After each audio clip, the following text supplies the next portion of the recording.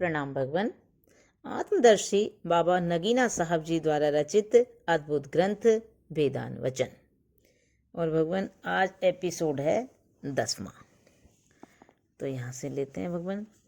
आवागमन का कारण कर्मों की गति के संस्कार हैं, जो मरने के समय जीवात्मा में बीज के रूप में रहते हैं।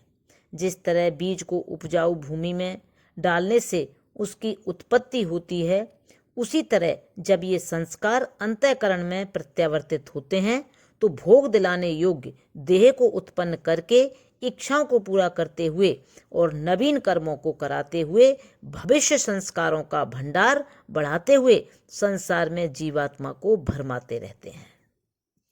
जब परमात्मा की कृपा से अंतःकरण निर्मल हो जाता है, मैल दूर हो जाता है, उपासना तथा ध्यान से अंतःकरण का विक्षेप दूर होकर स्थिर दर्पण की भांति वृत्तियां रुक जाती हैं और उसका विज्ञान अविलिष्ट हो जाता है, यानी आसान हो जाता है, तथा मन उसके अधीन हो जाता है।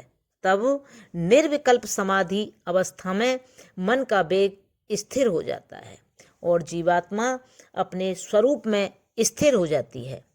जिस तरह स्वप्न रहित नींद अर्थात सुषुप्ति से जागृत होकर उस अवस्था के आनंद का अनुभव करता हुआ उसकी गवाही साक्षी देता है, उसी तरह अज्ञान रूपी नींद से जागा हुआ और समाधि से उठकर विज्ञान आत्मा निर्विकल्प समाधि में स्थित रहने वाले आत्मा को सच्चिदानंद स्वरूप में वर्णन करता है। जब विज्ञान आत्मा इस तरह से आत्मदृष्टा हो जाता है तो फिर उसको रुचिकर व प्रिय पदार्थों के प्राप्त करने की या अरुचिकर व अप्रिय पदार्थों के दूर करने की इच्छा नहीं रहती। फिर न उसका कोई शत्रु होता है न मित्र होता है, जबकि यह अपने आप को स्वयं सबका आत्मा देखता है तो फिर किससे प्रेम करे और किससे द्वेष। जब यह अवस्था होती है तो विभिन्न पदार्थों में इसकी लालसा नहीं रहती और इसलिए भविष्य के लिए कोई नए विचार उत्पन्न नहीं करता और जो कुछ करता है विवश की तरह करता है, चाव से नहीं करता।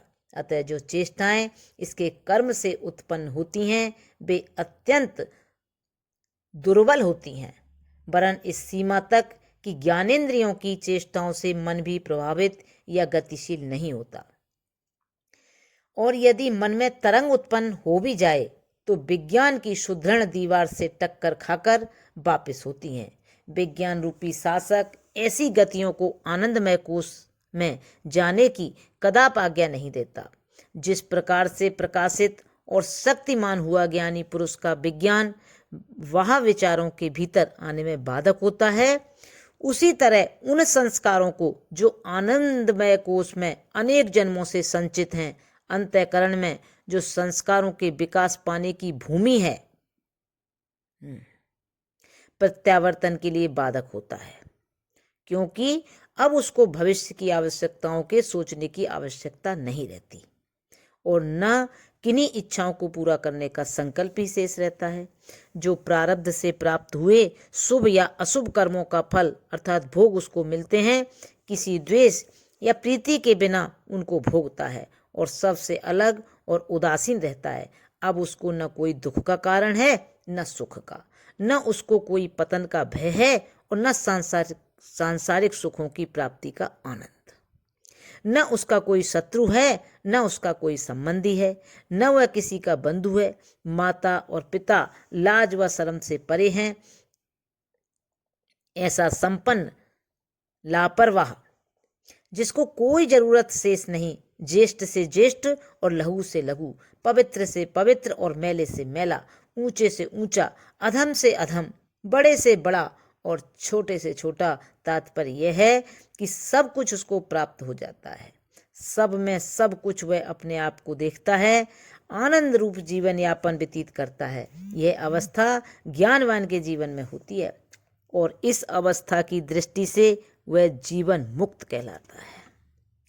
अब भगवान और है, मरने पर उसको कोई गति नहीं होती, मरने पर उसकी कोई गति नहीं होती। उसके प्राण वायु में, उसकी उष्णा अग्नि में, पानी पानी में और पृथ्वी पृथ्वी में समा जाते हैं। उसका अंतःकरण असंभव भूमि की तरह हो जाता है, ऊसर या बंजर, जिसमें न तो खाद डाली जाती है न कोई बीज बोया जाता है। और विज्ञान ने जीवात्मा को कल्पित बंधन से छुटकारा दिलाया तो स्वयं उसको भी अब कोई काम करना शेष न रहा। जिस प्रकार अग्नि जंगल से उत्पन्न होकर जंगल को जलाकर स्वयं गुप्त हो जाती है, जिस प्रकार फिटकरी आदि वस्तुएं मैले पानी से डालने से मैल सहित नीचे बैठ जाती है, उसी तरह माया के सतोगुण अंश से उत्पन्न हुआ ज्ञान भेद भावना के आवरण को, जो जीवात्मा और परमात्मा का कल्पित भेद था, दूर करके स्वयं भी विराट के विज्ञानमय कोश में समा जाता है। इसी तरह अंतकाल के अन्य अंश विराट के अंतकाल में समा जाते हैं। अंतःकरण रूपी दर्पण के अंश पृथक पृथक होने से दर्पण लुप्त हो जाता है। दर्पण के दूर होने से बिंब उसके चेतनाभास रूप होकर दिखलाई देता था, स्वयं ही दूर हो जाता है और कहा जाता है कि जीवात्मा मुक्त हो गया। अर्थात जो दुगुण ब्रह्म अंतःकरण दर्पण के कारण से था वह दूर हो गया, जो प्रतिबिंब लग रहा था। जैसे दीवार पर जो दर्पण के कारण से दूसरा प्रकाश पड़ता है, दर्पण के दूर करने से दूर हो जाता है, इसी तरह जीवात्मा जो अपने असल अर्थात ब्रह्म से पृथक होकर दिखलाई देता था, अब अंतःकरण के नष्ट होने से दिखलाई नहीं देता। यही मुक्ति है। संस्कृत के तत्ववेताओं का कथन है कि संसार में वस्तु के प्राप्त करने के दो उपाय हैं। प्रथम यह है कि यदि किसी के पास कोई वस्तु न हो और वह उसको मिल जाए तो उसको अप्राप्त की प्राप्ति कहते हैं। प्रथम यह है कि यदि किसी के पास कोई वस्तु न हो और वह उसको मिल जाए तो उसको अप्राप्त की प्राप्ति कहते हैं। दूसरे वह कि इष्ट वस्तु पास मौजूद हो परंतु भूल के कारण स्मरण न रही हो, और जब याद आ जाए तो भी कहता है कि जिस वस्तु की मैं खोज में था वह मुझको मिल गई, उसको प्राप्ति की प्राप्ति कहते हैं। यही हाल मुक्ति का है। कोई नई वस्तु प्राप्त नहीं की गई, आत्मा सदैव मुक्त और असंग था और रहेगा। यही दशा उसके प्रतिबिंब की है जो असल का तद्रूप है, परंतु अज्ञान के कारण अपने आप को पृथक मानकर सुखी दुखी होता था। अब अज्ञान दूर हुआ तो समझता है कि मुक्ति प्राप्त हुई। वास्तव में कोई नई वस्तु नहीं मिली, प्राप्त वस्तु पहले ही से मौजूद थी। इस लाभ को प्राप्त की प्राप्ति कहते हैं। ज्ञानवान के मरने पर कहा गया है कि उसके देह के तत्व विराट के तत्वों में और उसका अंतःकरण विराट के अंतःकरण में समा जाता है। जो आकार व व्यक्तित्व सूक्ष्म शरीर का था वह टूट जाता है, जो अंतःकरण के व्यक्तित्व के कारण जन्म मरण होता था वह नहीं होता, परंतु जो संचित कर्म संस्कार रूप के आनंदमय कोष में विद्यमान थे और जिनको विज्ञानमय कोष ने अंतःकरण में वापस लौटने से रोक रखा था, उसके विषय में वर्णन नहीं किया गया कि उसकी क्या दशा हुई। ये संस्कार शुभाशुभ कर्मों का परिणाम होता है। आनंदमय कोष और अंतःकरण जिनके साथ इनका संबंध था, इन दोनों के नाश होने पर ये निराशय निराधार हो जाते हैं। परंतु प्रकृति के भीतर हम देखते हैं कि एक ही प्रकार की वस्तुएं परस्पर एक दूसरे की ओर आकर्षित होती हैं, और इस विषय को संक्षेप से इस प्रकार वर्णन किया गया है कि कुनुद हम जिन्स परवाज, एक समान वृत्ति के सज्जन एक साथ उड़ा करते हैं।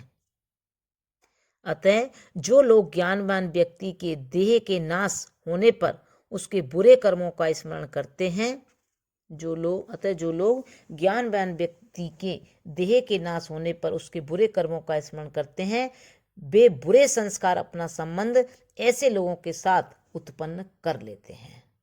वे बुरे संस्कार अपना संबंध ऐसे लोगों के साथ उत्पन्न कर लेते हैं। अरे वाह! और जो व्यक्ति उसके शुभ कर्मों का स्मरण करते हैं, शुभ कर्मों के संस्कार उनके साथ संबंध पैदा कर लेते हैं। बहुत सुंदर। इस कारण सामान्य लोग जब किसी मृतक को मरघट पर ले जाते हैं तो कहा जाता है कि मरे हुए के शुभ कर्मों को स्मरण करना चाहिए, उसके अशुभ कर्मों की चर्चा न करनी चाहिए। और सामान्य रीति से सब कोई उपदेश करते हैं कि मृतक के बुरे कर्मों को मत स्मरण करो। वास्तव में उसका कारण यही है कि सब लोग नहीं जान सकते कि जो व्यक्ति मरता है वह ज्ञानवान था या अज्ञानी। अतः वे डरते हैं कि यदि वह व्यक्ति जो मर गया है ज्ञानवान था तो उसके संचित कर्मों के संस्कार निराधार हुए याद करने वाले व्यक्ति के साथ संबंध उत्पन्न न कर लें और मृतक के पापों का फल उसके दुष्कर्मों को स्मरण करने वालों को भोगना पड़े। और शुभ कर्मों को इसलिए स्मरण करने की शिक्षा देते हैं कि इस रीति से मृतक के पुण्य कर्मों का फल उनको प्राप्त हो जाए। मैं आशा करता हूँ कि इस प्रस्तावना के पढ़ने वालों को ब्रह्म ज्ञान अर्थात ब्रह्म विद्या की प्राप्ति में सहायता मिलेगी। जो लोग वेदांत वचन को ध्यान देकर पढ़ेंगे और बार बार पढ़कर समझने का प्रयत्न करेंगे उनके अज्ञान का आवरण अवश्य दूर हो जाएगा, उनको मुक्ति प्राप्त होगी और इस संसार में वे जीवन मुक्ति का सुख पाएंगे। ओम शांति शांति। प्रणाम भगवान। अब यहाँ से आगे कल लेंगे। अब प्रस्तावना पूरी हुई और भगवान कल भूम का शुरू होगी। प्रणाम भगवान।